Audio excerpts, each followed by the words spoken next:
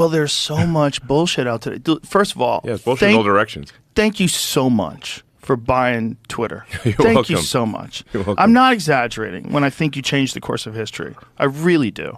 I really think you made a fork in the road. We were headed down a path of censorship and of control of narratives that is unprecedented. Forget about what they were able to do back when they had newspapers and the media under control. What they were doing with social media by suppressing information, and when you had a combined government effort, like what they were doing with the laptop story, where you have 51 former intelligence agents saying that this is Russian disinformation, take it offline, and Twitter complied. Yeah. If you didn't buy that, we wouldn't have known that. We had no idea. Exactly. No, it's. I mean, the reason I bought it was because I'm pretty attuned since I was like the most interacted with user on Twitter before the acquisition. So before the acquisition, I had more interactions than like there's some accounts like Obama and whatever had higher follow accounts, but I had the most number of interactions of any account in the system. So I was very attuned to like. If they change the system, I can tell immediately. Like, and I'm like something weird is going on here, you know. Like, so there's like I just got increasingly uneasy, and obviously when they deplatformed the sitting president, you know, don't deplatform Trump, that was just insane, you know, and the things he was posting, like he was posting things that like he was posting good things. He was saying like, hey, do not riot, don't do any destruction of property, you know, please stay calm. Like that's the kind of stuff he was posting. Yeah. And you're like, what's wrong with that? That's and then some people said like, oh, that's like some sort of dog whistle. He means the opposite. I'm like, okay, so we'll give you Trump's account. Now you post what you think you should post, because he can post nothing. He can ask people to calm down. Like what?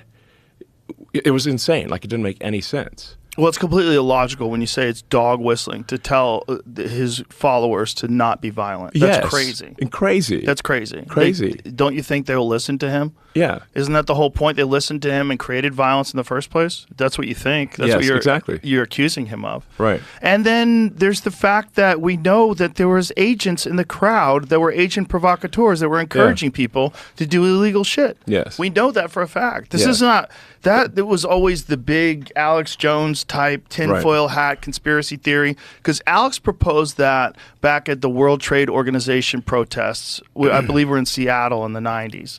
And they sent in agent provocateurs, started smashing things, lighting things on fire. Now all of a sudden a peaceful protest is no longer peaceful. Right. They move in the cops. They shut everything down. They had it set up where it was a no protest zone, where you couldn't even have a pin that had the WTO with a red line through it. They wouldn't let you go in through to go to work. So you couldn't protest. You couldn't exercise your First Amendment rights. You couldn't even like have a peaceful protest, a fucking sticker on your car. You couldn't have that. It's crazy. It is crazy. So no, I think we're very much at a fork in the road in destiny, and you know, I mean the reason I did the Twitter acquisition was like it's like, man, if I don't do this, I think we're screwed. Is the issue? Well, if you didn't do it, no one else was going to do it because it wasn't a financial winner. It was kind of a crazy move. It's a crazy move. I mean, the thing was way overpriced, and you know, like long term, I think we can ultimately make it a win for investors. But boy, this is a hard way to make a living. Well, there's also a concerted effort to suppress it. There's a concerted effort with the advertisers. Well, we had and still have a massive advertiser boycott that was organized by a bunch of left wing NGOs. Like you know, and you always want. And I should have brought my. I have a hat, Make Orwell Fiction Again. I've seen that hat. Yeah. I should have brought, I was going to wear I should have brought my Make Orwell Fiction hat again. But yeah, I mean, it's just totally nuts. So. If you didn't do it, no one would have. And here's the hilarious narrative that I keep hearing from idiots.